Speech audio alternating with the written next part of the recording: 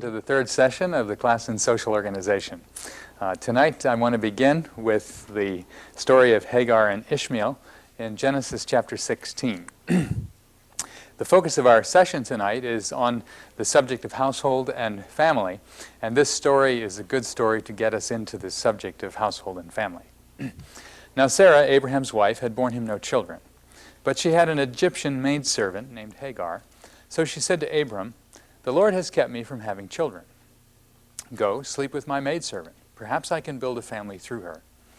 Abram agreed to what Sarai said. So after Abram had been living in Canaan 10 years, Sarai, his wife, took her Egyptian maidservant Hagar and gave her to her husband to be his wife. He slept with Hagar, and she conceived. When she knew she was pregnant, she began to despise her mistress. Then Sarai said to Abram, "You are responsible for the wrong I am suffering. I put my servant in your arms, and now that she knows she is pregnant, she despises me. May the Lord judge between you and me." "Your servant is in your hands," Abram said. "Do with her whatever you think best." Then Sarai mistreated Hagar, so she fled from her. The angel of the Lord found Hagar near a spring in the desert. It was the spring that is beside the road to Shur. And he said, "Hagar, servant of Sarai, where have you come from, and where are you going?" "I'm running away from my mistress Sarai," she answered. Then the angel of the Lord told her, "Go back to your mistress and submit to her." The angel added, "I will so increase your descendants that they will be too numerous to count." Skipping down to verse 15. So Hagar bore Abram a son, and Abram gave the name Ishmael to the son she had born. Abram was 86 years old when Hagar bore him Ishmael. Let's pray together. Our Father in heaven, we just come to you tonight, and we thank you for your word, which teaches us so much about life and our relationship with you.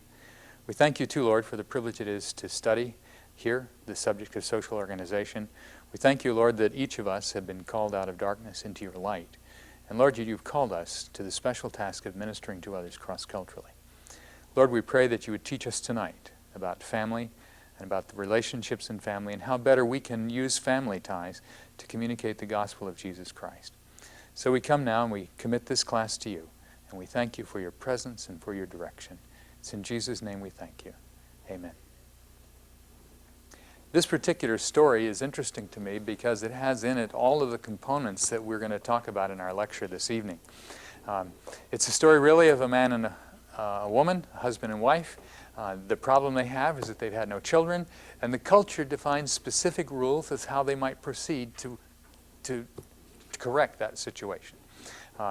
There are many stories from ancient Babylonian cultures and Hebraic language groups that show that this solution that Abram and Sarai came up with was a common solution. It was one that when a woman got old enough that it really looked like she was not going to have a child, then they arranged another way for her actually to have a child.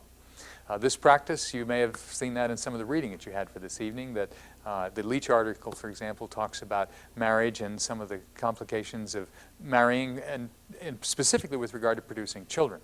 So in this case, the heir for Abram was the key issue.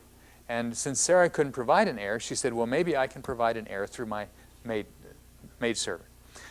So this solution was one that they agreed to and they went ahead with. Now, it's interesting when you look at what happened. Hagar became uppity, if you will. She began to flaunt her pregnancy to Sarai, her master. And at that particular point, Sarai was really upset, and understandably so. So instead of Abram taking Hagar's case and supporting her, he supports Sarai. He said, well, she's your servant, do what you want. And again, that was really appropriate. That was part of the legal custom of the time, that a servant was a servant. And if the servant wasn't doing proper things, then the mistress who was in charge of the servant would correct the servant, do whatever was necessary. And so Abram gave her permission to do whatever she needed to do, and Sarai did that. Hagar then, of course, ran away, and the angel of the Lord now intervenes and brings her back because God has a special plan for these people, and he had something he wanted to accomplish in all of this. I'll come back to that issue as we look at the whole issue of family and our relationship to God, but I think it's very important to begin here. And that is that family is very, very important in the lives of people everywhere in the world. And one of the things that they need to know is that God cares about their family needs, that God has plan and purpose for people in family relationships, and that God cares about how they relate to one another, and He cares about their integrity and their relationships in a family group. In this situation, the angel of the Lord sends her back, tells her to submit to her mistress, tells her to behave properly instead of improperly as she'd been doing before, and in essence reestablishes a relationship which breaks again at a later time, but a relationship which ensures that Ishmael will grow up, he'll be cared for, that he'll be nurtured as Abram's son. Well, in the long run, God's plan in all of that is very complex, and it's hard to second guess God as to what He was doing and why.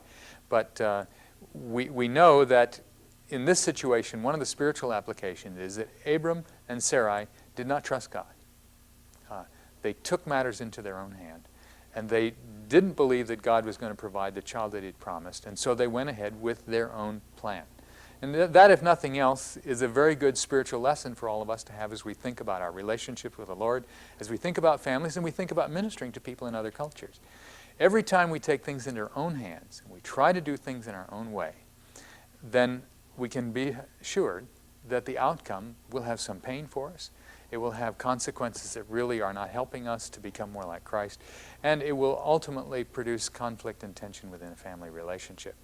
When we really trust God and submit to God in the long term, then we can expect that God will in fact be faithful and He'll do great things for us. The wonderful story of Abram and Sarai is that God was faithful to them. They did have a son, but they had to wait, and they had to wait a significantly long time. The applications of that, of course, are wide. We could draw applications to many different parts of our lives, but I think that it's particularly important as we think about family and we look at family life. Okay, if you turn in your syllabus to our lecture for this evening, we're beginning with Lecture 5 on page 35 of the syllabus. The subject of our lecture is household and family, and I want to begin with the discussion of some different ways of approaching household and family as we think about it theoretically. I note in the syllabus that there are two basic approaches that we've taken. One is called the kinship approach, the other is called the functional approach. The kinship approach basically says that family grows out of a relationship between a man and a woman and the bearing of children. And so if we look at that basic structure and what happens from that, that really helps us to define family. So one of the anthropologists that I studied with at the University of Pittsburgh was a man by the name of George Peter Murdoch. And he focused on what he called the nuclear family and said that the nuclear family is a universal human organization. It basically is, the nuclear family means a husband, wife, and children. And he said, did you find this all over the world? Well, after Murdoch wrote that, of course, then a bunch of anthropologists began to prove him wrong. And they went out and found that in some places people don't live in nuclear families, or the nuclear family isn't the core of a particular kinship group. But the exceptions to that, there are exceptions, are fairly rare. There are, in fact, some places where we have what we call matrifocal families, focused primarily on a woman and her children, and the male who produces the children is migrant in and out of the family and never really lives there. And so that happens in some places. There are other places where you have a family organization that basically is focused on men, and men caring for children. That's exceedingly rare. There are a variety of different kinds of organizations that people have, but usually they're due to some particular problem or some particular social aberration in terms of the economics or the practices of the culture. The nuclear family then is nearly universal. And the nuclear family has some common functions, if you will. One of them, of course, is to provide for a man and a woman in terms of their sexual relationships. And that is the beginning of a marriage and the establishing of a family. The second is to have children.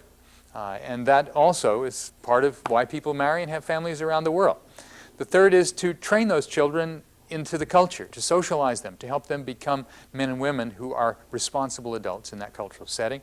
And the fourth is to organize labor so that people can meet their particular needs. Now we're going to look at all of those things tonight because they're all an important part of human cultural life. And Murdoch said these are the 4 universal functions of culture. You find them in every part of the world. Once again, anthropologists went out to prove him wrong, and they found some family structures in which the labor was not organized according to husband and wife and children. It was organized in some different way. Or they found that some cultures socialize their children in a different way. For example, here in America, we socialize our children until they're about 5 years old in the family, but then for the rest of their life they're sent to school. And they spend most of their days in school. And so the socialization process here does not depend predominantly on family. It depends in large part upon the public schooling or the religious schooling that we have organized in our culture to train children.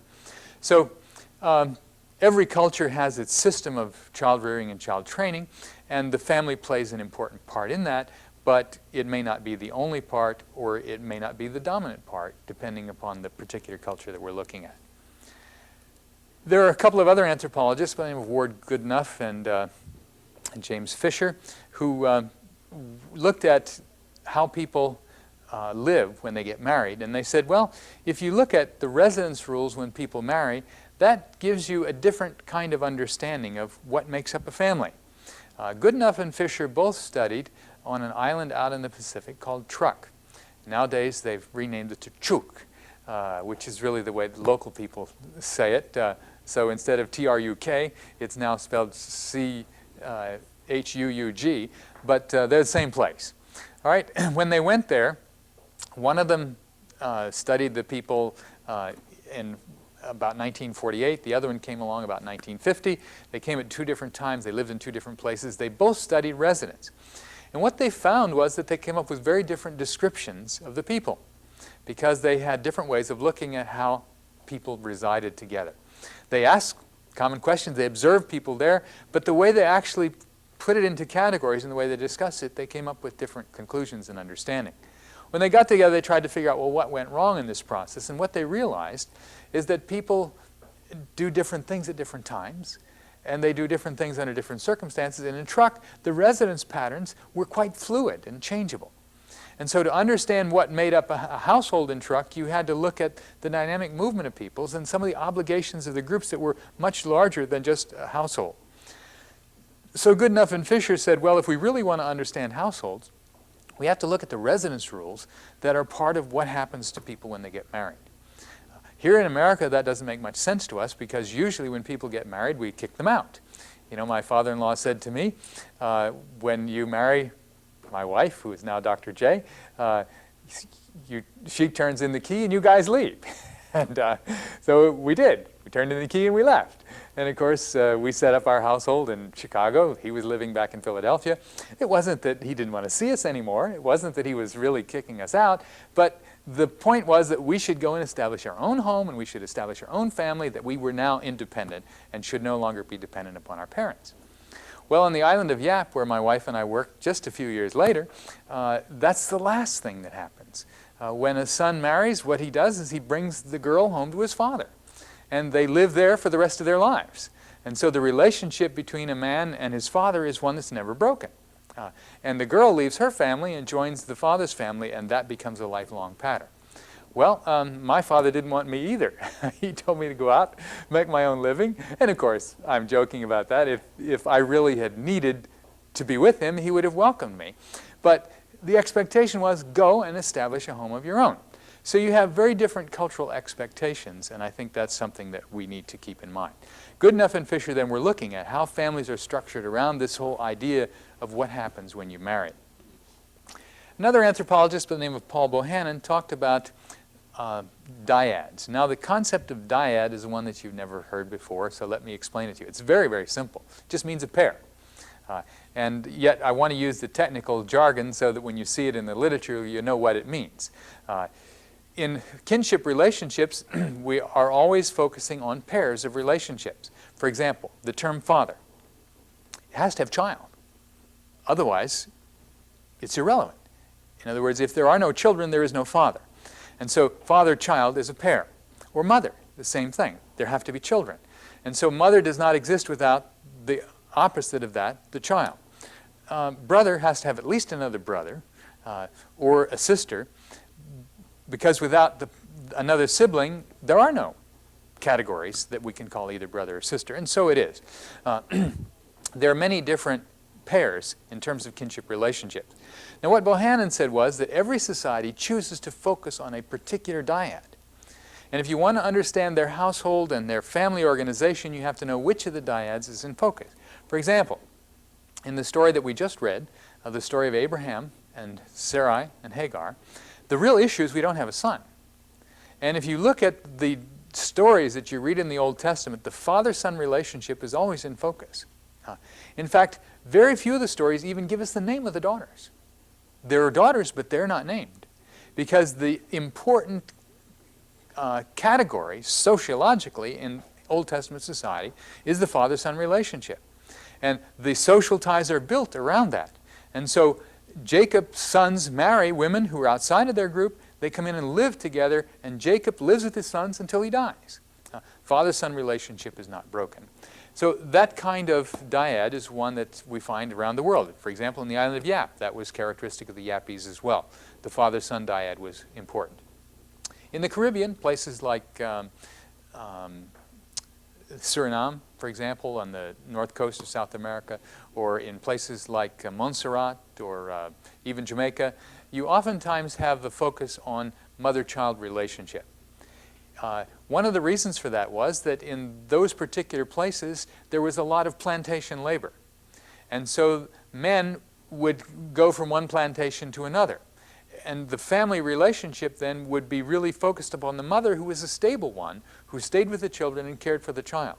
And the men were continually having to move because of the necessity of keeping up with the labor that would provide material for the family. So the mother-child became the dominant focus in those particular social settings. And the relationship that people remember and focus on is the relationship with their mother, because the fathers were oftentimes itinerant workers and were not available to be with their children. Of course, another unique example is that of the Hopi Indians in Arizona. The Hopi Indians have a focus on the mother's brother and the sister's son. Now you say, how in the world does that work? Well, it's a matrilineal society, but the men are in charge. Okay, now, that's something that you probably even haven't thought about, but in societies that are matrilineal, focused on women, men are always in charge. It's the question of which men. And in the Hopi society, it's the woman's brother who is in charge. And so in the case of a mother, it's her brother who will have responsibility for her children, to discipline them. Now that's great for fathers, because what it means is that fathers can be buddies and friends to their kids. They can love them, they can play with them, they can encourage them, they can really have a wonderful relationship with their children, and they discipline their sister's children. And so the bad guy is always mother's brother, and the good guy is always your father. Now that's not such a bad deal after all, and in fact, the Hopi kids probably have a better understanding of what a loving God is, in terms of father, than a lot of American kids whose fathers abandoned them. In other words, that it's this relationship where the father relationship is one of friendship and compassion and caring, whereas the mother's brother is the disciplinarian, the one who basically carries on the functions of making sure the child grows up to be a proper person in society. Well, Euro-Americans, husband-wife dyad. That's the one that really is predominant, and it may be in other places in the world as well. It's when my father-in-law told me, "You're getting married? You're out. Judy goes, you go, Sherwood, set up your own household." Husband-wife is the key focal point in that relationship. And whereas we have relationship with our parents and we continue to engage with them, we focus almost exclusively on the husband-wife relationship. When our children grow up, we again push them out. And so the husband-wife are left, and they live together at the end of their life. So you come together as a young married couple, then you bear children, then the children grow up, then the children leave, and you're together again as a married couple at the end. And really, it's the couple alone at the beginning and the end that is the focus of our kinship and family ties. So these differences are what Bohannon chose to focus on, and it helps us to understand that. This is something that you might want to look at when you begin to do interviewing on family. You might want to find, what are the dominant relationships within the family? I remember one of the grad students working in this class a number of years ago was doing research with an Islamic young man from Lebanon. And when he began to share Christ with this young man said to him, he said, "You know, he said, I really believe what you're saying. And he said, I think that I would like to be a Christian. But he said, I just can't do it because I couldn't possibly disappoint my father. And if I disappointed my father, it would just be so destructive to our relationship. He said, I just can't do it. Now, if you look and listen, you see the father-son tie is so powerful and so important that the only way to bring that young man to Christ is to bring his father to Christ as well. To realize that there is a strategic person in relationship to him that is more important than this decision that he thinks that he could make and might make. Another thing we learned from that project was that probably the best time to target Muslim men for the gospel is shortly after their fathers die. Because at that particular time they're in a position where they are beginning to take responsibility. They are the senior person in their household, and they are the ones, in this case in Lebanon, where they are free then to make some decisions that I think are important. Their children are still young, and so their children will not be so confused if they make a decision to do something that the parents in the past did not do. But it was at least a hypothesis that we had as we thought about doing evangelism in that particular context. It's important to remember that the family is probably the most strategic and defensive social organization in any society. And when I say defensive, what I mean is that they are concerned about protecting their culture, protecting their people, and perpetuating it into the next generation. If you just think about how strongly you feel about family, and how important you feel about raising your children in ways that will reflect your commitments and your values, and how disappointed you and I are if our children grow up and reject what we believe and walk away from our faith. And so if you can sense that for yourself and how important it is to you, then just think how important it is to people in other cultures, and how much these issues then become an important part of their hearing and their responding to the gospel. The second focus that we're going to look at is the functional focus. And this particular focus looks at the issue of how family works. There are a couple of men by the name of Richard Levy and Lloyd Fowlers who have written an article focusing on the issue of socialization. Now remember, Murdoch talked about the 4 functions of the family, and one of them was the bringing up of children. Well, Levy and Fowlers said that the primary function of households, the most important thing that they do is to bring children into the world and to raise them, to teach them to be participants in the culture. And so if you want to understand the culture, you want to look at this process of training children to be adults. Now, again, I think this is a very, very important perspective and point of view. One of the things that my wife and I learned as we lived and worked cross-culturally was that people didn't raise their children in the same way that we did. They had very different values about child rearing. I remember the story of my daughter, who is now a graduate student in Rosemead. When she was very small, one of our Peace Corps volunteer friends came down to us and said, "Your daughter is just so rude." And we said, "Well, why?" Well, she said, "I was coming down the path and I saw her and I yelled hello, and she just ran off with the other kids and hid behind somebody's house. And she wouldn't even greet me." Well, it was because of the Yappies' custom. What they would do is when they saw somebody who was white coming down the paths, they were brown-skinned people, they would say, "Here come the foreigners, here come the foreigners," and they would all run and hide. So Jennifer figured she was just like them. She was about 3 years old. She'd run and hide with them. And she was yelling the same thing, "Here come the foreigners." So at this particular point in her life, she internalizes the values of that culture. And in fact, this was quite distressing to us because we didn't want our daughter to be afraid of strangers. You can't be afraid of strangers and live in America. If you can't meet strangers, you're in big trouble. But so out of this, we had some significant tensions in our lives. What are the kind of values that our child is going to take away from this place? And how can we live with that tension and she live with that tension because she's getting different kinds of direction from different people? Well, socialization then is a key important part of family structure. Laslett focuses on a different variable, economic cooperation. He says that's the central activity of households. And if you want to really understand how families work, you have to look at their economics. Again, I think Laslett has some very valuable insights. A little bit toward the end of the lecture, I'm going to talk about some different structures of family, some variations and options in structure. But Laslet really hits on the issue of how families organize to get things done. And they're different. The division of labor we're going to talk about, that's different from one family to the next. How people eat together is different. The kind of expectations they have in reference to authority in a family group are different. And all of this focuses on how they organize themselves for economic cooperation. Family is a very important economic unit. It basically provides for the livelihood of the children and makes sure that the family will in fact survive and people will live, if possible, without illness to a ripe old age. The economic issues then are really critical to how families work. The problem with each of these is that they focus on a single thing. And a single focus really doesn't come to grips with the broad range of kind of things that happen in family relationships. When Murdoch looked at this, he obviously identified 4 significant functions. And while Laslet feels that the economic is the most important, Levy and Fowlers feel that socialization is most important, they're all important. And so how do we deal with all of them? In one of the articles you had for this evening by Birdwell Pheasant, she argues that one of the best ways to approach this is to look at power careers of men and women.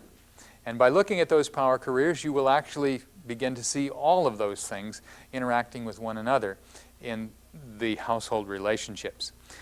Again, I think Birdwell Pheasant adds another dimension that's helpful to us and a new series of questions.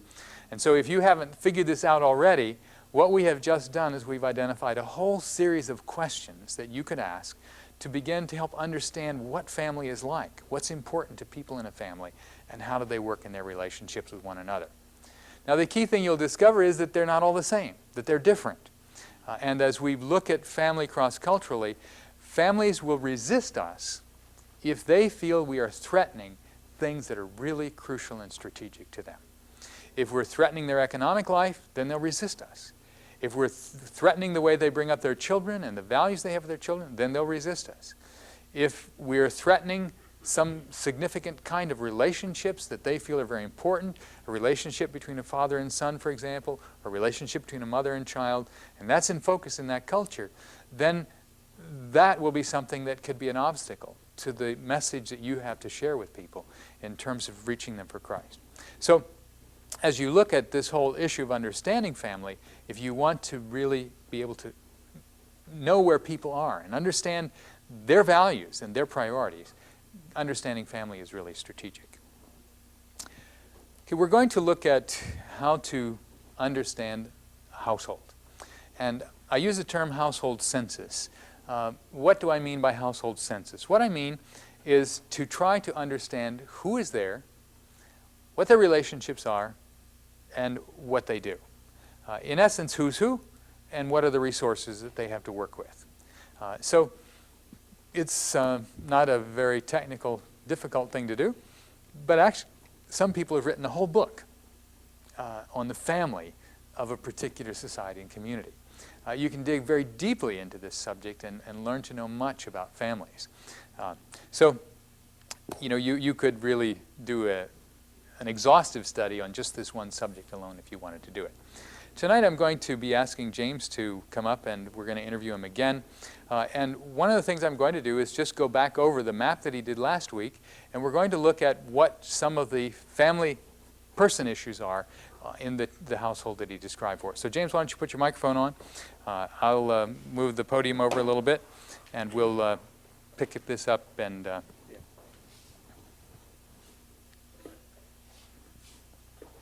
you can go over by the map. The first thing that I'm going to do is to begin this process of the personal census by asking the question, who are the members of the household? Now, as James has given us the map last week, he'll begin to share with us who are the members, James?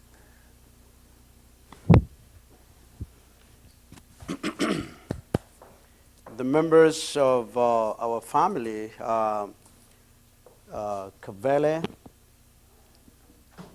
and her children, and Ngi and her children here. Although there is a land that divides us, the land is not a barrier. There is still connection. So those are the members of our family. Okay, where do people sleep? Okay. For example, at Kavele's area or homestead, this is the house where food is cooked. Okay. And also a living room for Okay. those that come as visitors. And after eating here, she and my father go to this place here. So this is where they sleep. They cook here, socialize here. All of us come from where we are hiding and come here to eat. And after eating and storytelling, we go to our places of sleep. Okay. Does Ngi ever eat with you there? Yes. She'll come over from her house to eat at your Yes, place? even sometimes my father would call her and her children to come forward, and we would eat together. Maybe Okay. that time my father may slaughter a goat. How often would that happen? Not oftenly, but when my father perhaps has something to say to us all. Okay. Yes. Okay. Would your father ever call everybody over to Ngi's house and have a meeting over there? Rarely. Rarely? Rarely, yes. Why? Why would it be more at Kavele's house? Technically, I think it's because Kavele had the firstborn son and a number of other sons, and we have a wider area here and a good area to accommodate people when they come, and I suppose that might be the reason. But Okay. I would ask my father deeply to really tell me why. But it feels easier here than here. You see, there's a road also here and very close here. So, but here is very much secluded. Okay. Does your father eat in the kitchen with your mother? Not a chance. Not a chance. Where does he eat? My father, during daytime, he eats outside. Okay. You remember the other time I told you my mother had to train my wife to cook for him when she sees my father, because this is a valley. Okay. And here is also high leveled, and our home is high leveled. So there's a valley there. So my father descends from here through the valley, and the moment he makes his first steps here, it's easier to see him here. So my mother told my wife, now begin the job. Cook for this man, because customarily my father, when he comes, he doesn't stay. He's a man on the move. Okay. Okay, when you would you eat in the kitchen with your mother? Yes. When, again, this is a very big house, Okay. and food would be cooked in the same place in a bigger pot, which will accommodate my wife and the children, and my mother's other children that are not married, and any other visitor that comes in. Remember, we cook for ourselves and for those that may come. Now, when you got married, do you eat in this with your wife, or do you eat separately from your wife? I don't know what you ask. Well, like, for example, do you eat in the kitchen with your wife, or do you go out like your father and eat somewhere else? Again, when it is day, Mhm. we go out. And basically, I would be grouped with my father, Okay. because we would be the elder men in the household. So Okay. we would eat outside. When it is night, my father would come and sit somewhere here, and I would sit somewhere here, very close to him, and then we would be served food. But the women and the children would be here. The women would be very close to the kitchen here. But then my father won't stay long. After eating, he may decide to come and reside here or to go to his room. Okay. All right, are there any other people other than your father and mother and you and your wife who lived in the household? Any other relatives? Yes. The first sister of my father came and lived with us. She did not have a prosperous home or marriage. Okay. So she came and lived with us here And how long did she live with you? for a long time, until she was given a garden somewhere here. Okay. Okay, and where did she sleep? She slept in the kitchen. Okay. A corner was secluded for her. Okay, and where did she cook, or did your mother and your wife cook? Again, from the same pot. We ate. Okay, you all ate from the same pot. Okay, all right, good. Would any of your mother's relatives ever have stayed with you? Mothers, not a chance. Okay. They have no rights, I think. Okay, all right, okay. Yeah. What relatives live close by? Are they your mother's relatives or your father's relatives who live close by? My father's relatives live nearby. And some of our sisters from Kavele and from Ngi, if they are married and they do not find prosperity in their home, they may decide to return. Okay. And so we would not throw them away. We would invite them in. But their husbands, of course, should stay away. Do you have some of those relatives on the map? No, they are not here. Okay. Your father's relatives are on the map? Yes, my father's relatives are here. This Mutunga and Chungu are his half-brother. Okay. All right. Yeah. What are the other boxes that are up in the corners? Mulinge is a child of a son of a sister to my grandfather. Okay. Okay. Yeah, they did. That family of my grandfather, his mother's side, they did not find prosperity. Again, they were not blessed wherever they were. So they came, and my grandfather welcomed them and gave them this land. Okay. Yeah. And how about Mutua? Mutua is a man related to us by clan, and he is a distant brother to me because Okay. he belonged to a younger brother to my father. Okay. And how about Mutuva? Mutava is, we are related by clan, but again, a distant person in the clan. Okay. And Good. Zomo, the same thing. In fact, Zomo and Mutava are close Okay. together. Okay, good. Thank you. All right, as we've looked so far, we've looked at who are the members and how are they related. We have thought about a little bit about the detail. We could dig into this more. We don't really have time this evening.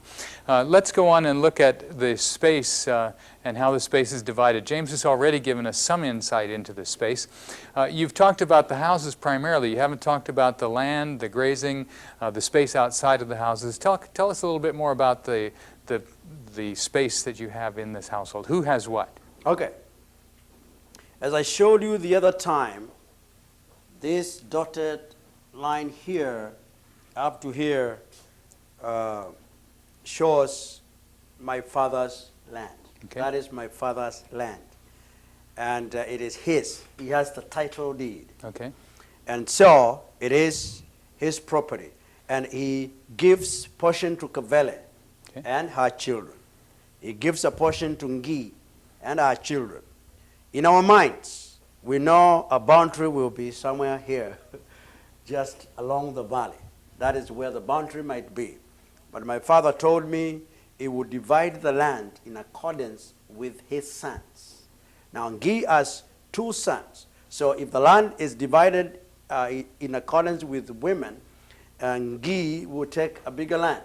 Mm-hmm. And Kavele, who has 4 sons, will have a smaller land, and that is not equal sharing. My father told me that. I don't know what he's thinking now. But the land is his. It is like he loaned his wives and us. Okay. And so I had some time, my mother asking my father, we do not have sugar. I mean, do you have money for sugar? And then my father responded and said, I have given you this land. Gardens that can produce corn and peas and beans. You can sell those. That is money. I have also given cows and the grazing area. You can have cows. You can sell milk. That is money. So my father was speaking that jokingly, but I was taking very seriously because it is like, when I have given this much, don't expect for me. Okay, that's good, good. One of the questions that we've looked at just briefly is how does the household change over time? As we think about this, you had one lady come in and live with you. What other changes occurred from the time you were a boy until now? You know, what kind of changes occurred in your household? Yeah, the lady, the first sister to my father, our children grew up Okay. and they came and picked her. Okay. So they went and built her a house in their own area. Okay. So she is no longer there. Some of my sisters were married. Okay. So my father has, my mother has fewer people in the house. He has only the brothers and the last sister that was born 1976. Now here, this house, Molly and Roder and their 4 children are no longer there. So my brother Paul moved and occupied that land. The same thing was happening here at Guy's place. As the girls grew up, they were given for marriage, and Guy probably has only 1 child now. Okay. I assume the last daughter. Okay. Yes. Okay, good. Now what James has done for us, he's not only told us about the people who were there and the changes that have occurred, but he's also talked about the locations and where they've gone. And that usually happens in a family. You have some variation in terms of location. You see people moving in different kinds of places. One last thing we're going to look at, James, is the materials themselves. What kind of materials were used for building the houses? The materials that were used, of course, is soil. Soil, natural resource there, and water from the river. And so the bricks are really made out of the earth that's right on the land? yes. Okay. Yeah. So in fact, when I was going to build my own house, I dug here. That's where I had my bricks. And so we transported them to here, a very short distance, and we built there. So it is the earth and water we mix, Okay. and then we make bricks. Do you have timber or other kinds of Yeah. resources? Yeah, around this area we have planted eucalyptus. These are eucalyptus, so we could cut them and use as rafters or roof connectors. And we also have another mountain here that is government mountain that we can go and get bigger logs. Okay. Because some houses could also be are made of logs and mud, which is Okay. earth. You've already talked about the cattle and crops and things of that nature, so we Yes. won't discuss that further. But what kind of furnishings do you have in your houses? We have natural stools. For example, we can go and cut a tree at the middle and get 3 stools. Okay. You can sit on that. And we have also bought the modern chairs like this. Like in my house, I have modern chairs and I have sofa. Okay. Everything is there. Did Mbuva have any of those kind of chairs in his house? No, and he did not seem to have desire. Okay. So he used the traditional cut logs. Yeah, but he has the chairs. He has the chairs. In fact, some of the chairs he got when he was working. And all of his house, the frames, the doors, the cupboard, everything is in green. Green is his color. Green, yeah. Okay. So he goes with the green. I go with a little bit brown and Okay. blue. Okay. You know. All right. Are there any other kinds of material things that are really important to your family, things that are of value that you'd want to protect?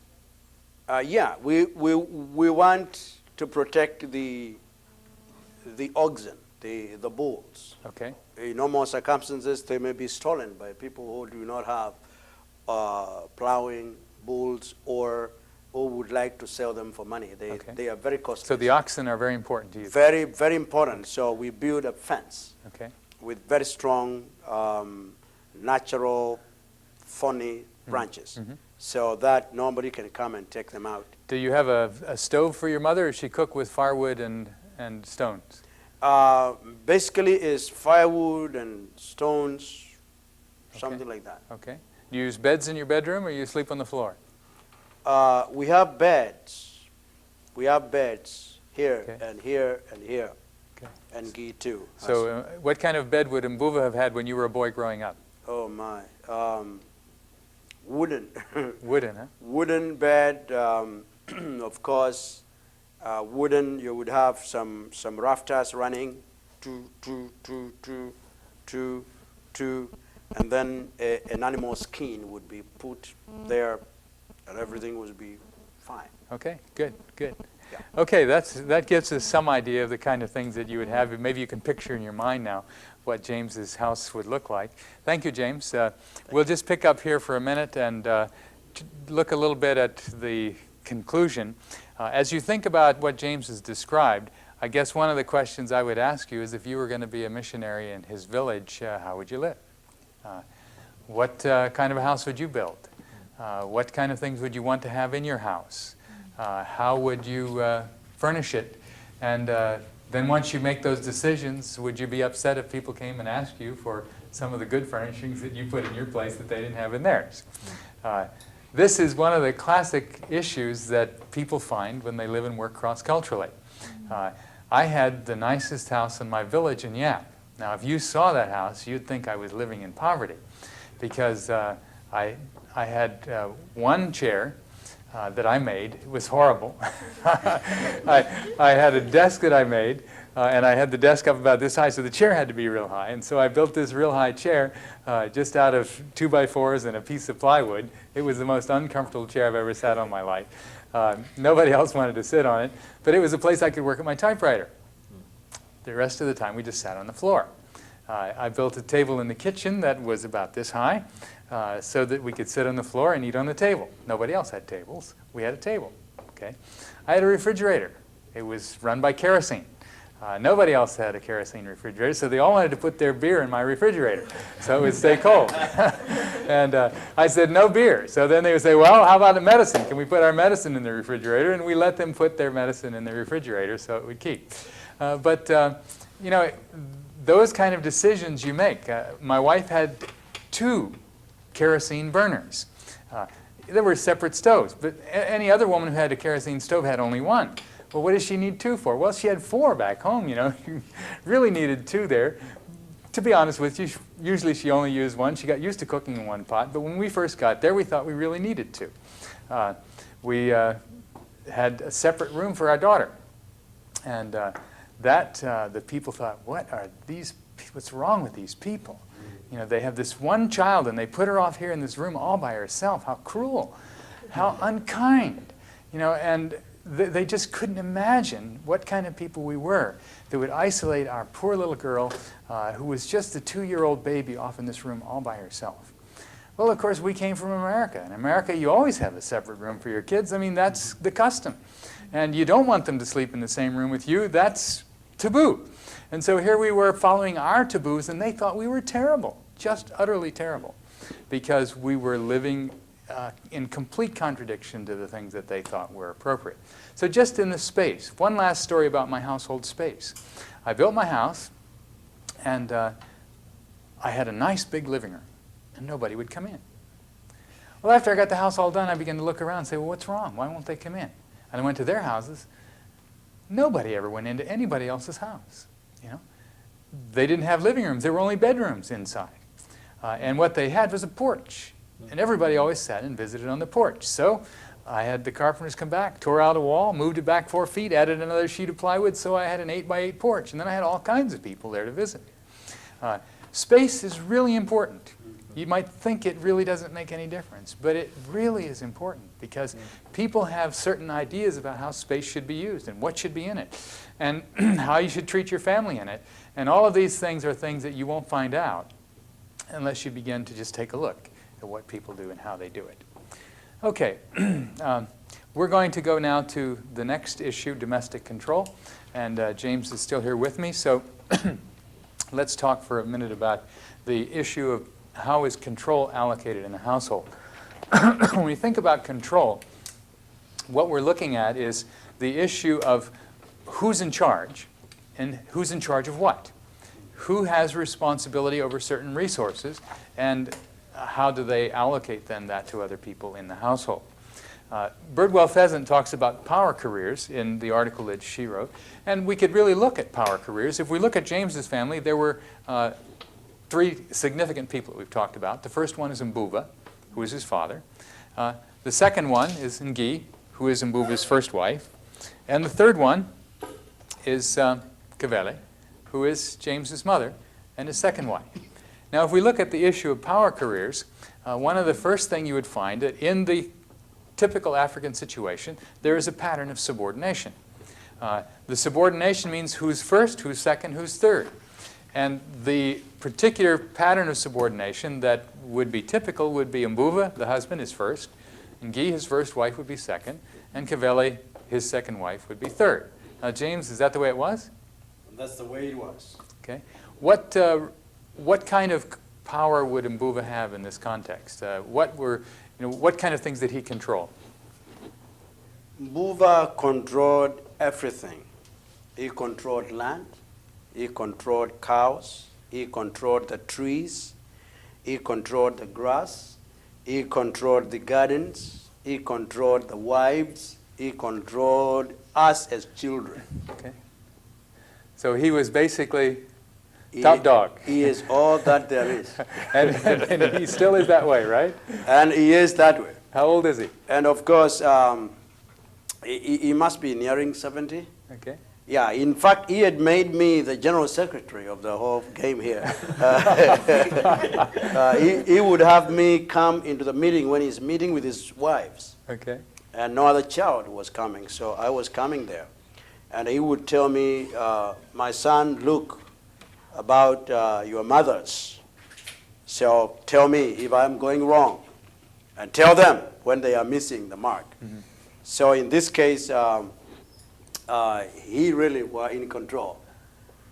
Okay, as he looked at the control issues, why did he make you a general secretary? What happened that you should be involved in the family planning in that way? Well, it's because I am the first son. And how old were you when that actually happened? Like he's training me. Before I married, that was 29. And even when I married, it was even far much repeated. Okay. All right.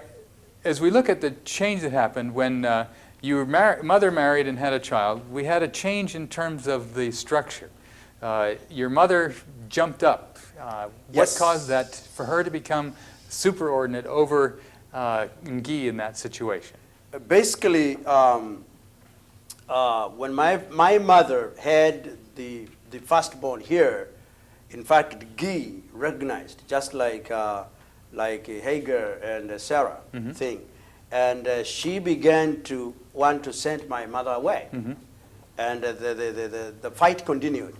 But then when I grew up and I began to bring some resources into the family, my mother obviously raises up into a category, and my father begins to live here more.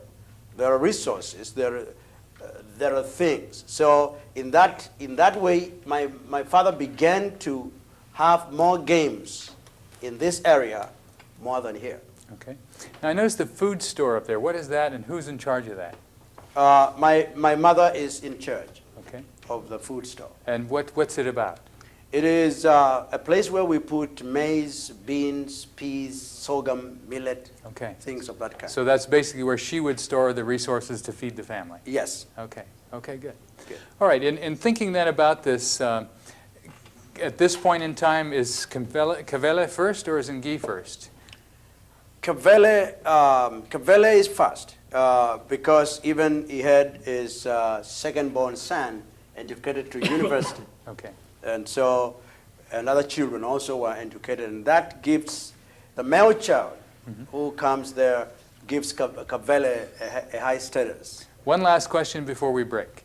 How does Ngi feel about this, and did that create unusual tensions within the family? Yes, and my father used to curb such an attention by sending me to work for her. Okay. Yes, that she could feel she has a son as well. Okay. And so your father was sensitive to her needs and sent you there to then serve her. I was complaining, but that my mother told me, do it. Great. Okay, thank you very much. We'll stop there, we'll take a break, and then we'll come back to the next section. See you next time. In the second hour tonight, I'm going to just begin by summarizing the conclusion of Lecture 5. It's on page 36 in your syllabus. Then we'll move on to Lecture 6 in the last probably 40 minutes. In thinking about our earlier discussion, we've been talking about different types of family structures and different characteristics of family organization. I'd like to conclude that lecture by looking at variation in family organization. In speaking about this subject, I'm going to define some new concepts for you, so you want to watch pretty carefully. However, if you did the reading for tonight in Agents of Transformation, the material was covered in that reading, and so this should be a review for you and help make that a little bit clearer for you. First of all, we're going to look at the authority pattern in family. And if you remember in the reading, I talked about two different kinds of authority. The first one we call positional authoritarian families. The essence of this type of family is one in which you have the definition of social role and particular kinds of rules for behavior in that context. For example, I remember when I was a child and I fell down and I was crying. And my father's sisters would say to me, "Don't be a sissy. Boys don't cry." Well, what they are defining is the nature of the role of boy and the kind of behavior that's proper for boy in that particular role, and rebuking me for crying because I was a boy. The girls could fall down and cry, and it was no problem at all. You know, it was expected that they would cry, but boys, that was being a sissy. So you then begin to develop an understanding of what your role is and how you should play in that role. Very quickly then, I learned that to cry was worse when I fell than the fall, because I would be rebuked by people around. And so you have the beginning of establishment of certain kinds of role behavior based upon that kind of correction. The positional authoritarian family is one then in which you have clear definition of position. I think if we reflect back on James's discussion, Mbuva, his father, was the authority. I mean, he was in charge of everything. And we didn't really have much time to talk about Ngugi and Kavele, but there was clearly some ranking going on there too in terms of who had primacy and what their responsibilities are. And if we could explore that more and understand that more, we would have some better understanding of how the family was structured. I think if you remember, James described his role as general secretary when his father called him into the house. So again, there's a role definition and certain responsibilities that go with that. Perhaps then that family would be fairly positional and authoritarian in its structure. That's what it seems to be as we look at the data that we've just described in the last hour. Different type of family we call personal egalitarian. The personal egalitarian family focuses on relationship and tends to emphasize equality. A good example of a personal egalitarian family is the family of Jacob in the Old Testament. Particularly Jacob growing up with his mother and father, Isaac and Rebekah. If you remember, there were two boys. And one boy liked working in the kitchen, liked working with his mother, liked cooking, liked working with animals. The other boy identified with his father. He liked working in the fields. That was Esau. He liked hunting. He liked all the things that were associated with the fields. So here are two boys, but they're not pushed into the same role. Jacob isn't rebuked for liking to be with his mother and liking to be around the compound and liking to cook and do those kinds of things. Each of those roles are accepted as legitimate roles for these boys. That kind of flexibility is the kind that you find in what we call a personal egalitarian family. A family in which there may be a sense, well, the older son is more important, but everything is negotiable. And if you remember, that's exactly the way Jacob's family was. Jacob bargained with his brother Esau for his birthright. Esau said, "I'm starving. Take the birthright. What good is it to me?" And then later on, Jacob stole his brother's blessing. And that really upset Esau because he was cheated in that context and was upset about that. But it didn't stop Esau. Esau went out and arranged his own marriages. He established his family. His parents were upset. He didn't even ask his parents about getting married. He just did it. So you have a great deal of independence, a great deal of self-motivation on the part of the children. A personal egalitarian family tends to be like that. It's a family in which the individual personalities are allowed to become what they are. And they're not pressured into a particular kind of role, into a particular kind of structure that is culturally defined. The second thing that we're going to look at is the issue of residence pattern. We've defined two basic authority patterns, one being much more personal and egalitarian, the other being more positional and authoritarian. In looking at residence patterns, it gets a little bit more complex. There are two basic fundamental differences in residence pattern, but before I get to those, let's talk about residence at marriage. I've got all kinds of terms there on the screen for you. You can see there's virolocal, uxorolocal, patrilocal, matrilocal, neolocal. What do these words mean? They're all from Latin. So if you really want to study it, you can go and look up your Latin dictionary. But virolocal means living when you get married in the place of the husband. Uxorolocal means living when you get married in the place of the wife. Patrilocal means living when you get married in the place of the father. And matrilocal means living in the place of the mother. Neolocal means finding a new place altogether. Now, in the last hour, I described to you my marriage situation. It was clearly neolocal. Out of the house, out of the area where either of our parents were, and establishing an independent household in another place. James, when he got married, you can see that he built a house right next to his father's house. We would call that patrilocal residence. Now, how is patrilocal residence different from virolocal residence? Well, virolocal residence means that the wife goes to be where the husband is, but the husband may not be with his father. He may set up an independent household some distance away, or in that same area. But clearly, she's with the husband's people. It could be the husband's mother's people. It doesn't have to be his father's people. This is what Ward Goodenough found on Truck, the case I mentioned to you last hour. He found that it was a matrilineal society, and some of the men, when they would marry, would move in with their wives, and their wives would be in their mother's place, so it would be matrilocal residence. But others liked to move where their father was, and their father would be in their own matrilineal kinship group where the father's mother was from, and so they would move to the father's place. And this is why we had to use the term virolocal, because it wasn't a patrilineal place, it was a matrilineal place, but fathers were staying with their sisters and bringing their wives in with them, and so it created a different kind of pattern. Technical difference, but it's there so that you have to make a distinction between the husband's place and the father's place in some situation. They may not be the same. Likewise, the difference between the mother's place and the wife's place. A woman could stay, for example, with her father's family. And if that happened, then the husband moved in with her. Why, it would be uxorolocal residence. The husband moves to his wife's place, but the wife is living with her father instead of with her mother. And it couldn't be called matrilocal residence. Those are just some of the technical things. There's one more term that I didn't put on there. That one is avunculocal. Avunculocal means uncle's place. And that happens with those Hopi Indians, where the mother's brother is the authority. And a young man marries. He doesn't live with his father and his father's family. He lives with his uncle and his uncle's family. And so you have that type of residence. Avunculocal is A-V-U-N-C-U. I should have put it on the outline. Okay, those residence patterns give you some clue as to what dyad will be important in family relationships. But if we go further, we're looking at the issue of generations. The more important issue in residence is how many generations are in a household. And so I begin by talking about bigenerational households. What that means is just two generations. Typically, we're talking about parents and children.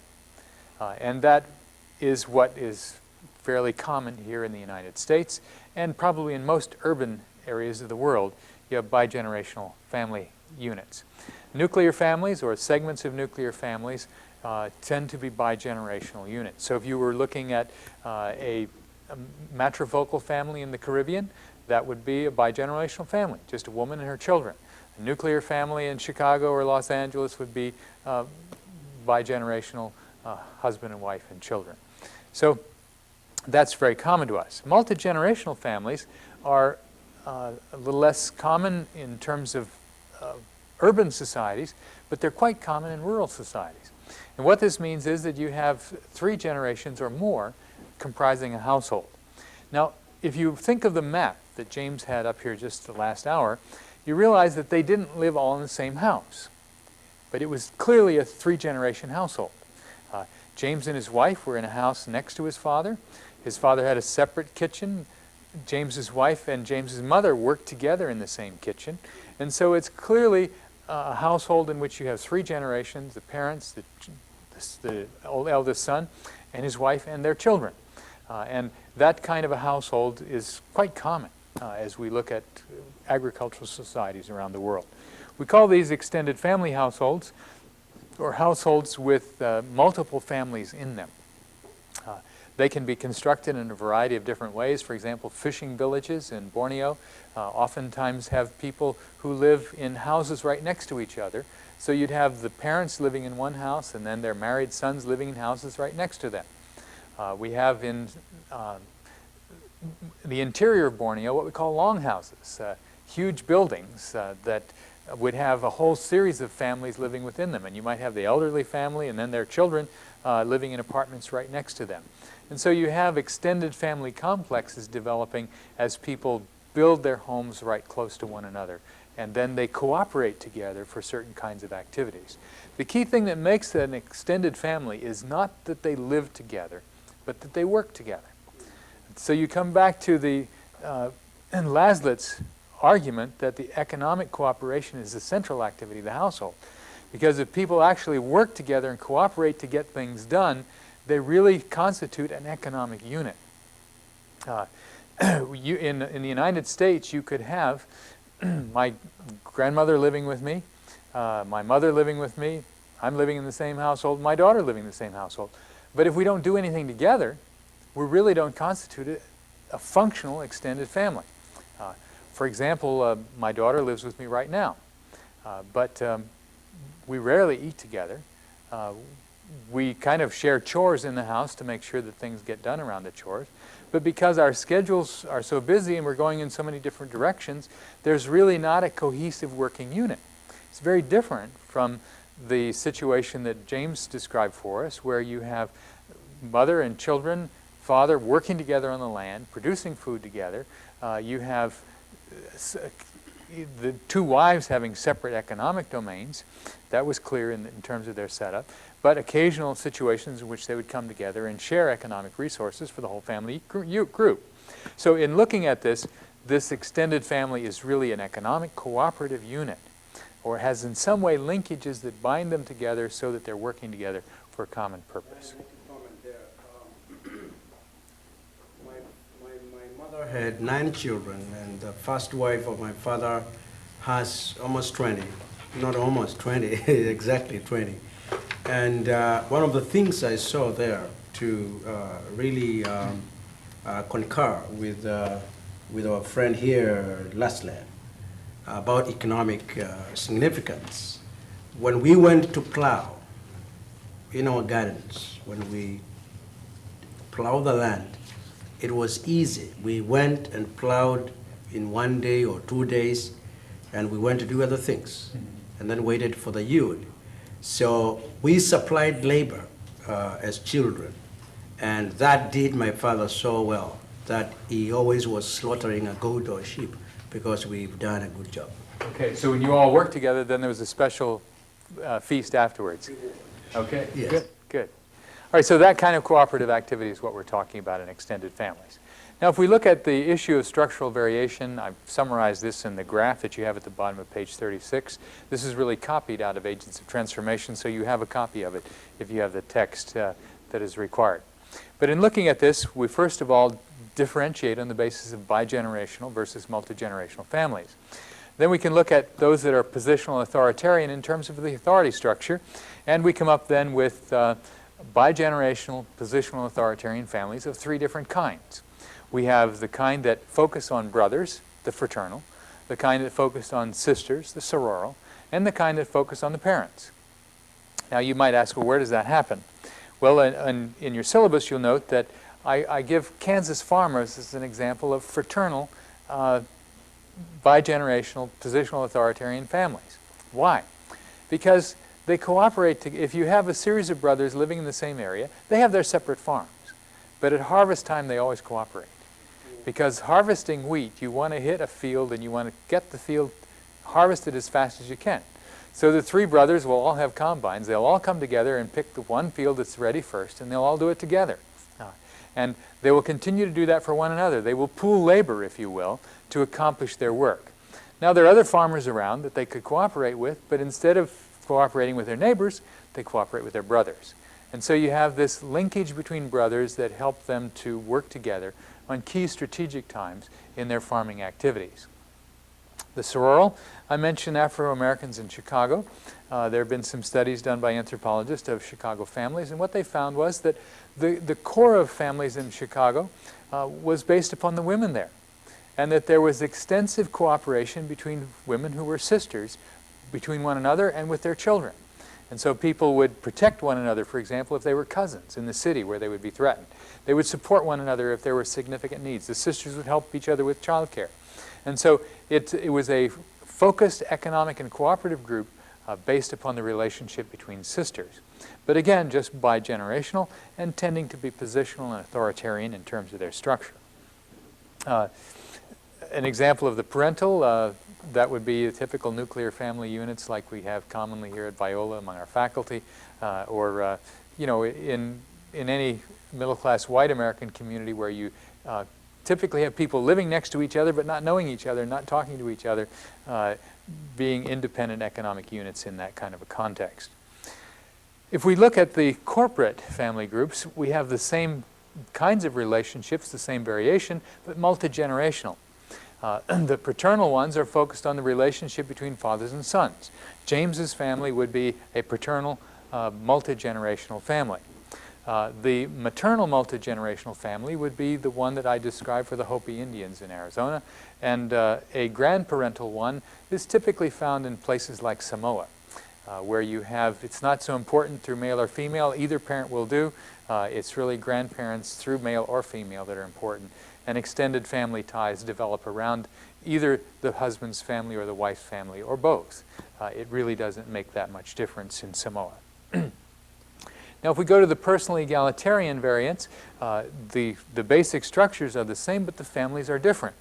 Because if you remember, the personally egalitarian has a different authority relationship. And they tend to emphasize equality among the members. They're not positional in terms of defining roles. And there you have three different types again, the fraternal, the sororal, and parental. And I've lived in societies and studied them that are organized in this particular way. In just a few minutes, I'm going to show you slides of one of those that is fraternal and personally egalitarian. We'll talk about that a little bit further. The multi-generational, again, follow the same pattern we had in the positional, but they're personally egalitarian in terms of their family structure. And we can give you illustrations of that. If you notice on the top, I've given you Yap, Hopi, and Samoa as illustrations of the first type.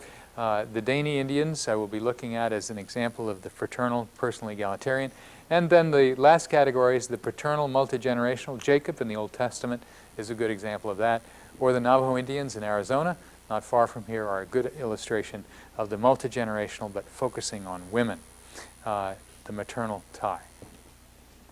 Well, this kind of sums up some of the tremendous variation. This is actually still an abbreviation, really, of the complexity.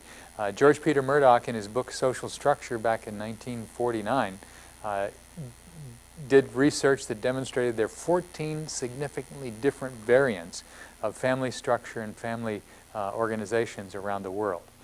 And you can identify them on the basis of their kinship patterns and their kinship terminology and a lot of other significant aspects of their culture. So if you're interested in looking at that in some detail, you could look at Murdoch's work. Okay, let's move on.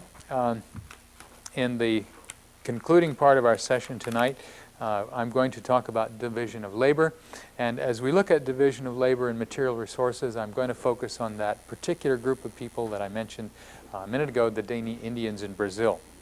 The Dani are a group of people who live in the upper Amazon. They are far, far in the interior of Brazil. There is a state called Rondônia, which is off near the border of Peru. And these Indians live about 200 miles out in the jungle from the capital city of Rondônia called Porto Velho. I worked there with an SIL team back in 1977, and so the pictures you see are old. but they illustrate the perspective and point of view of this particular cultural group. The question we're looking at is, what do domestic groups do? And as we think about that, Richard Wilk and Robert Netting did some significant research and determined that there were 5 distinctive things that families do. We're actually back at function. They talk about production, distribution, transmission, reproduction, and co-residence. So we'll be looking at each one of these things. As we think about what they do, the first thing they do is build some kind of a dwelling in which they're going to live. Families usually have some kind of shelter that they use to protect themselves from the elements. And so every family has some kind of place, some dwelling that they need, some resources that are an important part of their activities. And production is really the first and most important part of economic activity. If we think about the Dene Indians, they are producers of a crop called manioc, cassava. They primarily survive on this manioc. This particular man is roasting the manioc that they have processed and harvested. And food production is a very important part of their lives. Women tend to do small-scale manioc production, but if you're going to do it on a large scale like this, then men would take over and they would do that work. As we look at the division of labor in society, we're looking at what is men's work and what is women's work. Every society divides labor on the basis of what is appropriate for men and women. In some societies, it's highly structured. In others, it's negotiated. In this Dene Indian community, they have a little custom that's kind of fascinating. The men do hunting and fishing, and the women do cooking, and they grow manioc. But they sometimes say, well, let's switch. And so they'll decide early in the morning that the men are going to go into the manioc fields that day, and they're going to process manioc, and they're going to cook and take care of the kids, and the women go hunting or they go fishing. And then at the end of the day, they gather in the village plaza, and they all laugh at each other and say how lousy the women are at hunting and how lousy the men are at cooking and caring for the children. And they have a great old time joking around about this, and they do this every couple of months, maybe even more often than that. They'll decide to switch roles for a day and just see how things go. And in fact, their life is so precarious that oftentimes a man will lose his wife who dies in childbirth, or a woman will lose her husband who's been bitten by a snake, and they have to do the men's or woman's work. There's no choice. And so their social organization is flexible enough so that everybody knows how to do everything that you need to do to survive, and they occasionally switch from one thing to another to basically produce what is needed. Domestic chores and things like the making of hammocks. This woman is actually spinning cotton and making a hammock. These things are things that women typically do around the house. But men know how to spin cotton as well. Men know how to take care of children. Men know how to process manioc. Everybody learns to do both things in this culture because it's important to their survival. The domestic chores are things like processing food. They don't really do much in the way of housekeeping. When they process food, they just throw the garbage right beside the house because they only live in an area a couple of years, and then they decide to move anyway. The spirits are usually bad in a place after a couple of years, and they get sick. They may get sick because they just dump their garbage and they defecate right all around the village. And so, you know, it's the ideal of Indians caring about the environment, these Indians certainly didn't. They would cut down a 200-foot tree to pick the berries because it was 200 feet high and it was too dangerous to climb up, so cut the tree down, take the berries, and move on. You know, there are billions of trees around, who cares, and what does it matter? So in their particular organization of production, the forest was something to be exploited, and they worked together to accomplish the task of their households. The distribution of goods and food was something that was a very important part of their culture. One of the things that they would periodically do would be to have feast. This particular slide shows you a group of people who gathered in the village plaza to eat together at a feast. And what happens is that everybody will cook, and they'll all bring their food out into the middle of the village, put it down there, and then people come out and help themselves to whatever they want. They like to have feast. One of the reasons is that there are often times when people don't have enough food. They won't get an adequate amount of meat because the meat comes from hunting. And so at feast time, everybody concentrates on getting as much as they can, and they also are committed to sharing it. Every other day, they don't share. They basically only share if somebody comes and asks. And so as you look at the structure of their relationships, they're very individualistic. This is a society that does not value corporate groups. They don't have clans like James talked about in Kenya. They don't have extended families like he talked about there. They live fairly close to one another. But if two brothers fight, they'll split, and one will go off and live somewhere else. It's, in fact, one man that I'll talk about later got in a fight with his brother, and they tried to kill each other until they said, "Hey, why are we doing this? We're brothers." "Oh yeah, let's not." And so they stopped fighting, and one brother had slept with the other one's wife. That's why the other guy was so upset. And, you know, that's what precipitated the fight. And his brother said, "Well, why did you do that?" "Well, I wanted to." This kind of a culture is very, what we would call, they don't have structured values because they don't have structured relationships. Everything is negotiable. If you think about that, that's exactly what Jacob and Esau did. Everything was negotiable. Jacob stole his brother's birthright. He went over and bargained with Laban. Laban cheated him. I mean, the whole family was full of cheaters. Well, these people are the same way. They're very individualistic, and they basically bargained for whatever they wanted, and they competed with one another to get what they needed. And so their life was based upon this competition, but also ceremonial sharing. If I wanted to get some meat, I have to go get it myself. But if Annie wants meat and she doesn't have it, why, she would go to Faith's house and ask Faith if her husband brought any meat home. And if Faith had some, she'd feel kind of an obligation to give it to Annie, because if she didn't, why, when Faith doesn't have any and she goes to Annie's house, Annie's not going to give her any. And so it's bargaining. You know, it's trying to exchange in this relationship. So the distribution of goods occurs either through this bargaining process, or it occurs in the feasting process. Those are the two kind of ways that people handle these issues. One of the things that happened when I was there is my SIL colleague was doing a community development project. He brought in some tools. He brought in a sewing machine and that big manioc toaster that you saw on the first slide. These were things that these people couldn't afford. Well, he said these belong to the community. And so they just sat out in the rain. And so finally, one of the guys said, "Hey, that sewing machine's going to get ruined out here. I'm going to take it in my house. I'm going to make it mine." And so my colleague said, "Well, that's okay as long as other people can use it." He said, "Well, they can use it, but it's going to be mine." Another guy said, "That manioc toaster is going to get ruined out there. I'm going to take it. I'm going to make it mine." And finally, my colleague realized if nobody owned it, it was going to be abandoned. Somebody had to own it. Everybody owned something, and if they didn't own it, they didn't care for it. There was no such thing as communal property. Everything was handled individually. Now, we oftentimes think that, quote, unquote, primitive people are communal. They're not. It depends on the society. These people are extremely individualistic and extremely personal egalitarian in terms of their family life and in terms of the way they organize their world. Okay, if we look at the transmission of culture from one generation to the next, the transmission is really based upon parent-child relationship. We did genealogies in this community, and what we found was that hardly anyone knew the names of their grandparents. Now, we looked around a little bit further, and it wasn't too difficult to figure out why. There were no old people in the village. Everybody died before they were 50 years of age. And so the children were growing up, they didn't have grandparents to see when they were growing up. They were lucky if they lived long enough to be adults with their parents alive. That the lifespan was so short for them that there was very little connection to a grandparent generation.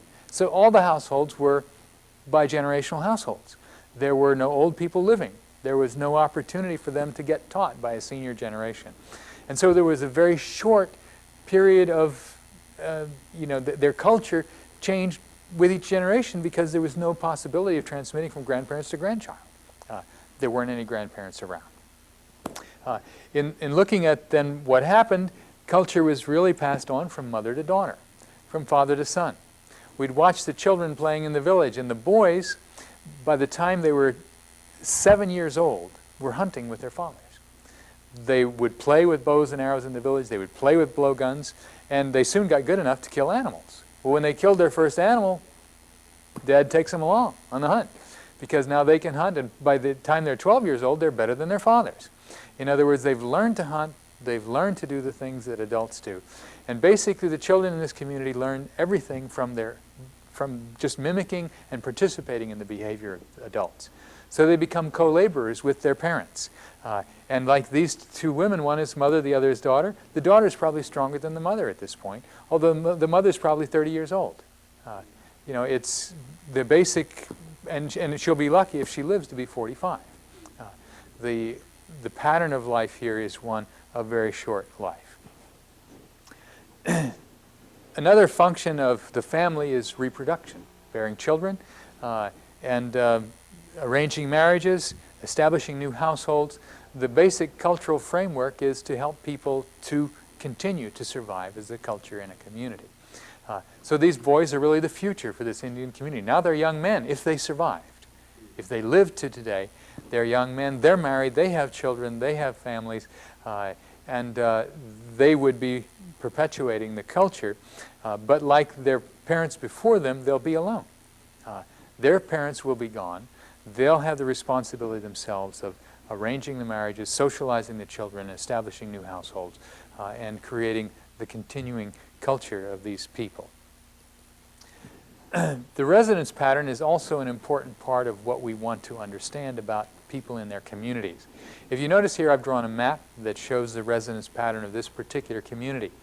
One of the things that we had difficulty discovering here was what the connections were among the different households. It was a small community. There were only 18 households. Okay? And we learned as we talked with them that those 18 households had only been there for about 2 years. That the village was established 4 years earlier. And then we did a little history back to see where they lived before, and no village lasted longer than 5 years. And typically a village would last for 2 years, and then somebody would get killed, somebody would get very sick, they would say the spirits are bad in this place, and they would take off. They would leave their houses, abandon the place, and go. They would come back and harvest any crops that were left, but they'd go off someplace else in the jungle, cut a new clearing, build new houses, and start all over again. Now their houses are not fancy houses. They don't have much. They have a roof and they have a floor up off the ground, and they might have 2 walls to break the wind and the rain so that they don't get wet the way the wind blows. But really it's so hot all the time that you don't need walls. You sleep in hammocks, and so basically it's just a place under a roof to hang your hammock. That's what they need. And so in looking at their residence patterns, what we discovered was that they tended to cluster with people that they would stay with if they scattered.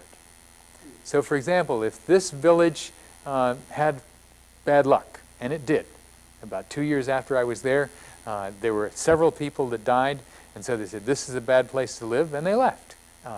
Well, when they broke up into these 4 clusters that you see illustrated there on the screen. But it was flexible. For example, you see it right there at cluster D. It's just a small cluster in the middle. That became the center of a new cluster that had people from C in it and people from A in it when they moved to a different place. And that's what you see. It's dynamic and changing, that it depends upon who likes each other and who's getting along. One of the things that they value is good relationships within the community. But there's often a lot of conflict. And so that kind of thing then causes them to restructure their patterns and do things in different ways. Labor is something that's always important when you try to understand a community, when you try to understand family. How do people control labor? What do they do with their work? How do they cooperate together? What are the relationships that are part of ongoing production in terms of labor? As we think about these particular people, one of the things that we want to ask is how is labor controlled for them, and how do they organize their cooperative groups? This is a fascinating story with these people because when my colleague went into this community, he tried to organize people for communal labor. One of the things was to do this work on the airstrip.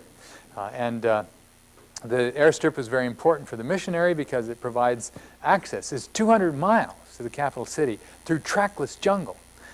If you want to get here any other way than by this airplane, you have to fly 500 miles to Manaus get in a boat and travel 2 weeks up the river to this particular place. So it's a horrendous journey. You'd live in Manaus, you wouldn't live in Porto Velho.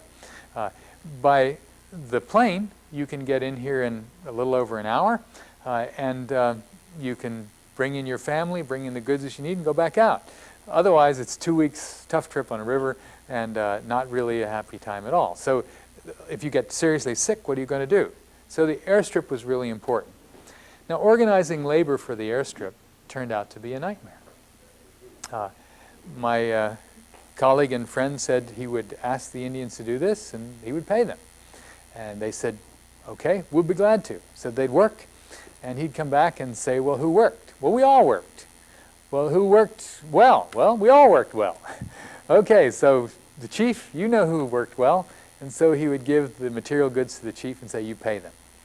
Well, the way these people worked is that the aggressive women took all the cloth, and the aggressive men took all the shotgun powder, and some people didn't get anything. So, of course, they came to my colleague and said, you know, why didn't we get anything? You didn't bring enough. And he said, I brought enough. I brought more than enough to pay you guys for this. And they'd say, oh, no, you didn't. You didn't give us enough. And then he would get mad at the chief and say, why didn't you make sure that everybody who worked got paid? He said, I couldn't do anything. They just came and grabbed, and I couldn't stop them, and those guys took all the shotgun powder, and those women took all the cloth, and there was nothing I could do. So here you have an unhappy missionary and an unhappy chief. They're both unhappy with each other. They're unhappy with the people because the project, the work that they have, is not getting done. Well, what was wrong? Well, the real problem was that the missionary didn't know how labor was organized. He really didn't have a clue as to how people cooperated together. And the anthropologist came in to help him, and I didn't have a clue either. We looked around, and it was very hard to find organized labor. Now, I was only there for a couple of months, so for me to be able to see what was going on here, I didn't have a whole year to look at. So one of the things that we did is we finally began to look at all the things that they did. We just sat down, we talked about the year. And the one thing we noticed that they cooperated on was clearing a field. Because you have to cut the underbrush in the jungle, then you have to cut down the big trees. They're huge trees, 200 years old, you know. You can't put your arms around. They're a huge thing. And you're going to cut them down and then burn them, and they never burn up. But you have to cut them down to clear, to burn, to create a garden. So we discovered that what they would do is they would go through and they'd clear the underbrush, and then the men would get, the guy who was doing the field would say, anybody here want to help me? And some guy said, sure, I'll help you. And so they would then decide, okay, how many are going to help? Well, it might be the 4 guys in the front row say, we're going to help each other out to do this.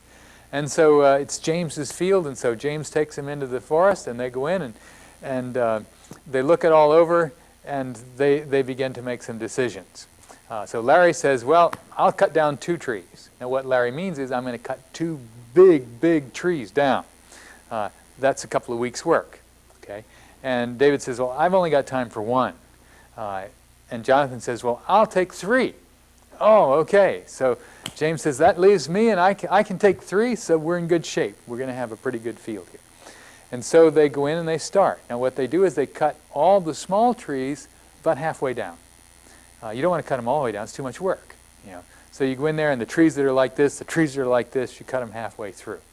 And then that great big monster, you know, that's 200 years old, that one, you've got to cut the whole thing down. But when that one goes, it takes all the other ones with it. And so that's why the big trees are so strategic in this. Well, as they define the parameters of the field, they've done all that work, then when it's finished, they go and say, okay, how much of it is the field is James? James always gets the center because it was his field. He started. Jonathan also cut 3 trees, so we give Jonathan the section right next to James that's probably 30 meters wide. Okay? And we give Larry the other side of James, which is about 20 meters wide. And we give David another section that's next to Larry's, another 10 meters. And then we give the women who helped clear that don't have husbands, who are widows, the ends on each side of the field. Okay. Now, everything is negotiated. Everything is negotiated. You volunteer if you want to do it, and then you have an idea of what you're going to get on the basis of the work that you did. In looking at this airstrip, we decided that the only way to organize this work was to take a rope and organize it into 10-meter strips. So if you look at the slide, you see a stick standing up right there in the middle. Okay, that stick is marking a 10-meter plot, okay, on the airstrip. And you can't see them, but all down through the hill, if you look down the row there, you see that those plots are all laid out, and you see one section after another. What we did is we said, okay, how many of you want a field on the airstrip? And all the people that wanted a field came out. And then some women came. Well, my colleague said, the women can't do this. This is too hard to work. The chief said, let them do it. Let them do it. If you look hard, you'll see there's some women down there. Okay? They were willing to work. Now, the job was packing it. They had logs about this big around. They had to lift them and drop them because this was very soft ground. And they had to pack this ground so hard so that when the plane landed on it, it wouldn't sink in the sand. And so a tremendous amount of hard work here. Now, to pay them, everybody's pay had to be negotiated individually. And so what my colleague did is he met with this man here. He said, okay, what do you want? This man said, well, I'd like to have a new pair of jeans and a new shirt and an aluminum pot. And my colleague says, well, that's too much. You can have an aluminum pot and a shirt, or a pair of jeans and a shirt, but you can't have all three of them. Well, then he said, well, my wife really wants a pot, so I guess I'll just have the pair of pants and the pot. Well, I'm not sure, the pair of pants and the pot, that seems a little too much. Oh, I got to have a pair of pants. Okay, we'll give you a pair of pants and a pot. Every individual negotiates. The woman negotiates. At the end, everybody knows what they're going to get for doing their field. And it's all settled before the work begins. So they all worked hard. Now, what happened with the women? Well, the women were working hard, and it was a lot harder work, but when their husbands finished their section, they said, come and help me on mine. And so the next thing you know, the husbands are helping their wives. The children are out helping the women. And so everybody got the job done, and it was done well, and it was packed, and nobody complained that the woman got all the pay. It was her pay. It was her field. In other words, it was the way they understood it, fit in with their culture. The organization of work was based upon their plan and their needs. Now, if you think about then controlling labor and how it's organized, in this culture, every individual controls his or her labor. And they do what they please. And nobody else is going to arrange it for them. They make their decisions on their own. There is no corporate organization. The chief gets up in the morning and he thinks to himself, hey, maybe this is a good day to have a feast. Now, he gets up in the morning. It's 4 o'clock in the morning. Everybody's awake. They go to bed at 8 o'clock at night because it's dark. By 4, they've had enough sleep. It's not going to get light for another 2 hours. So they lie in their hammocks and they talk. Oh, why don't we have a feast today? Oh, I don't want to have a feast today. I'm going down to work on my canoe. I'm not interested. I'm planning to go downriver to get some things from Brazilians. I don't want to have a feast today. Okay, no feast today. Next day he says, I want to have a feast today. And some people say, yeah, that's good. Let's do it. And one guy says, I'm not coming. And they may still decide to have it, but that guy doesn't come. Didn't feel like it. Got something else going. And then they all complain. Well, why didn't he come? You know, it's not good to have a feast when he didn't come. But it doesn't matter because every individual does what they want to do. So there is no control over labor. The chief has no power. He has no ability to organize. He basically has good advice. He said, let the women do it. He knew the women are going to do what they're going to do. That was their cultural organization. Now, in some societies, you have corporate organization. When Mbuva says, we're going to work, everybody shows up. There's no question about this. Mbuva's in charge, and the work is going to get done, and the women come, and the children come, and everybody works together. Right, James? Yes. There's clear organization, there's clear authority, and there's clearly a plan to get things done. Likewise in the kitchen. Who's in charge of the kitchen, James? The mother and my wife. Okay. And when your wife your younger brother marries, then what happens? My wife moves to establish her own kitchen. Okay. And my mother remains with the younger wife to train. Okay. So your mother is in charge, and she trains the new wife to become ultimately independent. Yes, but my mother would choose to come and feed from my wife's kitchen. Okay. Okay, good. Because you're the eldest son and your wife gets the privilege of caring for her, right? Yes, and if she's attractive enough to bring her there. Okay, good, good. All right. So in looking at this, you see there's quite a contrast in James's family with what we see in this situation here. It's radically different organization of family. That's why this one is personally egalitarian, whereas James is positional authoritarian. James is multi-generational, this is bi-generational. And so you see the whole culture shapes in a very different way because of these differences in structure. Okay, as we go further, I mentioned that people negotiate pay. They negotiate sharing meat. They negotiate working together in the field. Everything they do is negotiated. In their particular relationships with one another, sharing meat, working together to make a hammock, whatever it might be, individuals decide on their own whether they want to do this or not. There are some relationships, however, that are regulated. They're very rare, but these are the relationships that these people have with Brazilians. Now, if we looked at James's family, there's a lot of regulation in his family in terms of how people organize production and labor. But in this group, there is no regulation except when you work for the Brazilian patron. Now, the way the Brazilians work this out is that they live on the river, and they know the money system. The Dani don't have any idea about money. Their counting system was 1, 2, 2 twos, and many. Okay? So basically, when you start dealing with 1 to 10 and money and currency and so on, I mean, they've never seen this before. They've never heard of it. They have no clue as how to deal with it. Now, they're not stupid. You know, if you think that they are, you're really going to miss it because they can spot a gnat in a tree a mile away. They can find a monkey and kill it when you don't even know it's there. You know, they have incredible perception to understand the jungle and know how to survive in it.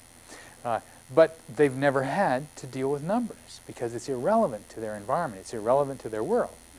So all of a sudden you have this money system coming in. They don't have any idea how to manage it. The Brazilians do. The Brazilians have learned, grown up with money. They know how to manage it. So the traders come up the river. The Brazilian families are the middlemen. They buy from the traders. They give to the Indians. They give away shirts, they give away pots, they give away clothing. Most of the clothing that you saw in these pictures came from the Brazilians on the river. But what they demand in return is labor. And so an Indian will come down to the Brazilians and he'll eat there for a few days and ask for some things. They'll give him whatever they want. But they keep account. Okay, now he's eaten with me for 4 days. He owes me this much. He has taken these clothes. He owes me that much. And so one day the Brazilian will come up the river and say, well, I need you to work for me because I gave you these things. Well, the Indian says, well, I'm busy today, I can't do it. And the Brazilian says, well, you have to, I need you now. And so the Brazilian will get out a shotgun and say, if you don't come and work with me, I'll finish you off. And so at that particular point, he goes to work. And he may have to work for 2 months to pay off that small amount of stuff that he got. But he's fed while he works for them. And of course, the Brazilian requires him to pay for all the food that he eats, so he has to work off the food as well. And so this man is working off his debt to a Brazilian patron. He is cooking latex. And he is basically, he's collected it in the jungle, he's brought it in here, he's cooking it. He hates working for his patron. And this particular man said, I'm doing this so I can get out of debt. I don't want to work for that patron anymore. I'm not taking any more stuff from the Brazilian. Now, he has an option, the missionary. The missionary will buy and sell to him cheaper than Brazilian. And in this particular situation, the missionary has brought in trade goods and helped them get shirts and pots that they need and things of that nature. So he no longer wants to work for the Brazilians. He's happy to make headdresses and things like that that the missionary can take back and sell in the city and use for help. So in this case, there is some regulated labor. It's new, it's something that's different, it's something that they're not used to working with, and they try to negotiate with that as well. How is labor organized? I've described this for you. It's a question you always need to ask. It's interesting, the man in the yellow shirt is the chief. You notice he has only one arm. An exceptional man, one of the most exceptional men that I've ever met anywhere in the world. He does everything that every other man does with only one arm. He was bitten by a poisonous snake. He nearly died. The arm got gangrene, and then he was fortunate enough to get to a doctor in the city of Manaus, and they operated on him and took the arm off and saved his life. When he came back into the village, he realized that unless he did what other men did, the people would abandon him. And so he taught himself to hunt, fish, and do everything that men do. Cut down trees with one arm. He took me out into the jungle one day. He cut a pole for me, put a line on it, put a hook on the line, and then handed it to me. All this with one hand in his teeth, and said, "Okay, you go fish over there." So I was not even able to create my own pole. You know, he had to do all that for me. He goes fishing with a bow and arrow. And if you can imagine that, one hand to hold the bow, the arrow in his teeth, and stalking the fish through the shallow waters and shooting the fish. An incredible man. He's also village chief. Why is he a chief? Because he wants to be a chief. He came back to the village. There was another guy that was chief there, and he said, "I want to be chief." And the people talked about it, and they said, "Well, we already have a chief."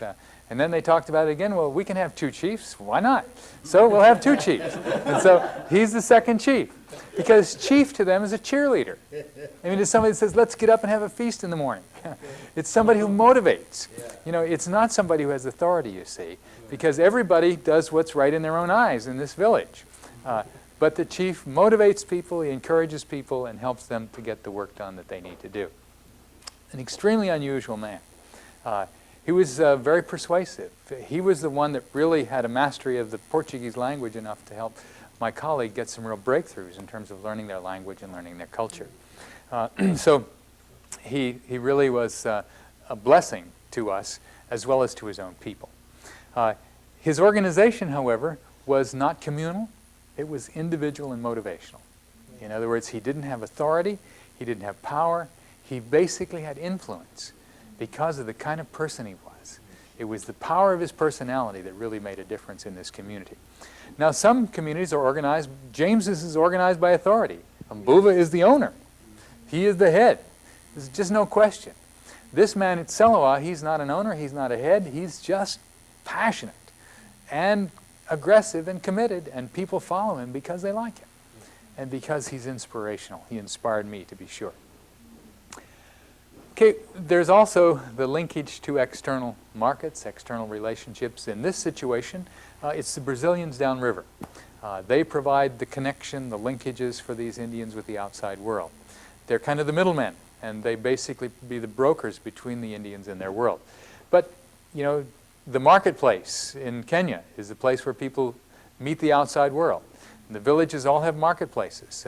Next week I'm going to show you some slides from Cameroon, and you'll see the marketplace is the central part of the village there. It's a key part of their organizational life. So there are always linkages to the outside world.